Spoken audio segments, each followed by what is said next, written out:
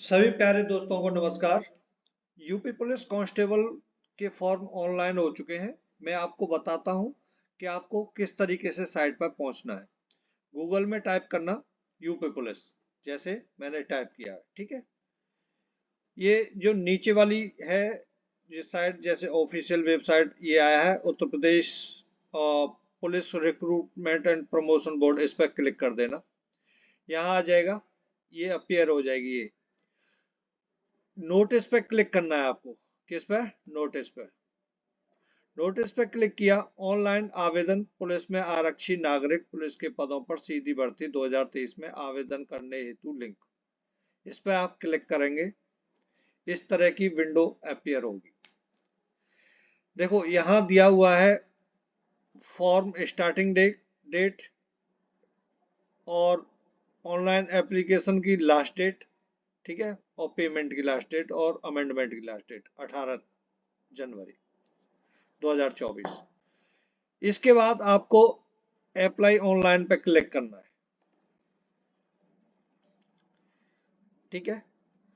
मैं वीडियो जो पूरा प्रॉपर आपको किस तरीके से फिल करना है सुबह बनाऊंगा। अभी काफी नाइट हो चुकी है ना। तो इसमें आपको मैं मोटा मोटा बता देता हूँ। अपना नाम भरना है।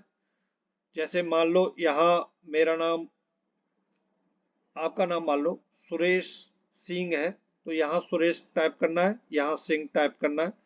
फिर यहाँ सुरेश सिंह कंप्लीट टाइप कर देना है। इस जगह सुरेश सिंह, जन्म तिथि अपनी टाइप कर, यहाँ से चूज कर लेना। पिता का नाम भरना।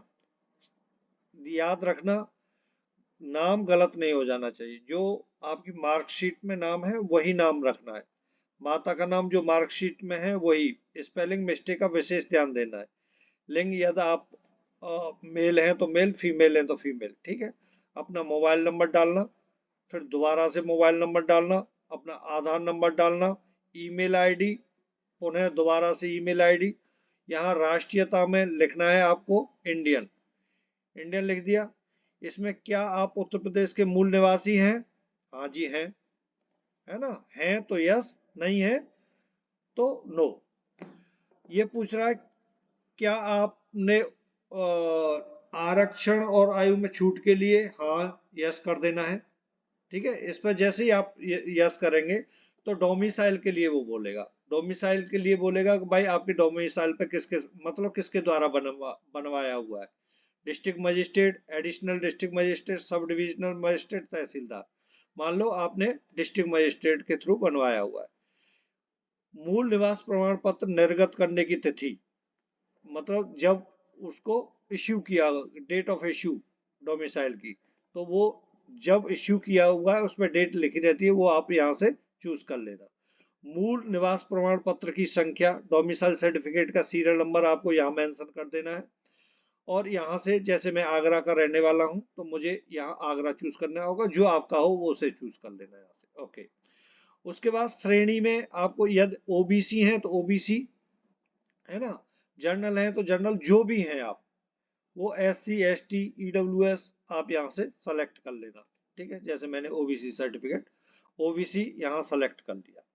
ओबीसी सेलेक्ट कर लिया है।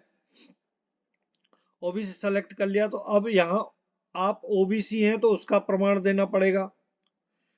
यहाँ से क्लिक किया तो भाई ओबीसी जो सर्टिफिकेट बना हुआ है उसमें किसके साइन है, मान लो डिस्ट्रिक्ट मजिस्ट्रेट या तहसीलदार के, मान लो इसमें तहसीलदार के हैं। कब इश्यू हुआ है वो डेट यहाँ से चूज कर लेना। यहाँ पे आपको दिया हुआ है कि सर्टिफिकेट नंबर, उसका ओबीसी जो सर्टिफिकेट है उसका सीरियल नंबर आपको यहाँ टाइप करना है। और इस जगह पे कैटेगरी, जो श्रेणी आवेदन संख्या, मतलब कैटेगरी एप्लीकेशन नंबर और होता है वो यहाँ डाल देना है, ठीक है। उसी पे होते हैं ये दोनों नंबर, सीरियल नंबर और ये कैटेगरी एप्लीकेशन नंबर। अब ये पूछ रहा है क्या आप स्वतंत्र सेनानी के आश्रित हैं, तो यहाँ जैसे नो, नहीं है तो नहीं है, और हैं तो यस कर लेना। फिर आपके पास आवश्यक प्रमाण पत्र है किसका, यदि आप कोई मतलब उत्तर प्रदेश के राज्य सरकारी कर्मचारी हैं तो नहीं है, मैं नो चूज कर रहा हूँ, नहीं है। आप क्या आपने होमगार्ड के नेतृत्व में 3 वर्ष की सेवा की है, यदि की है तो यस कर देना, नहीं है तो नहीं किया, नो।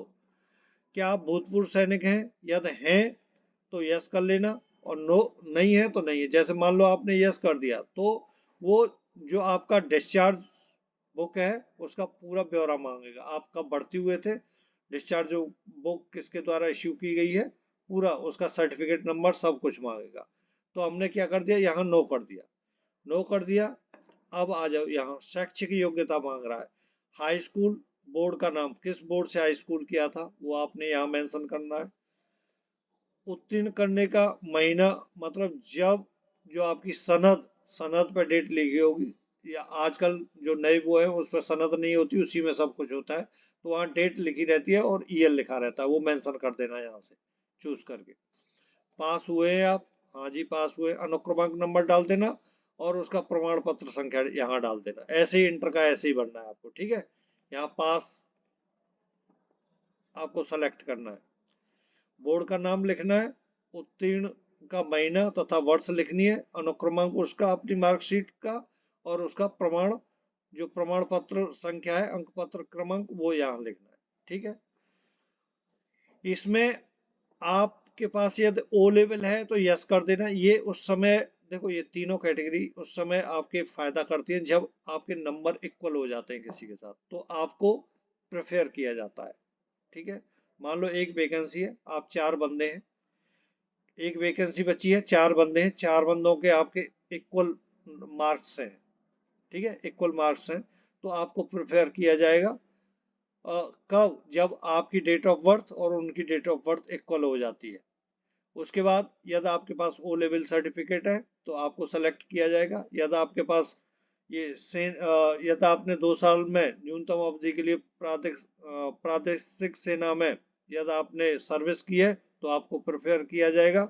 और आपके पास भी सर्टिफिकेट है एनसीसी का तो आपको प्रेफर किया जाएगा, ठीक है। इनमें से है तो आप यस कर देना, नहीं तो नो, ठीक। यहाँ आपको एड्रेस कंप्लीट भरना है, जो ऑफिशियल, कहने का मतलब पत्राचार जो डाक द्वारा आपके घर तक पहुंच सके वो वाला, और स्थायी पता यदि वही है तो दोनों को सेम कर देना, यहाँ क्लिक करके। बाकी का मैं कंप्लीट आपको सुबह कंप्लीट बताऊंगा, ठीक है। नमस्कार, इतना ही बताना था, धन्यवाद।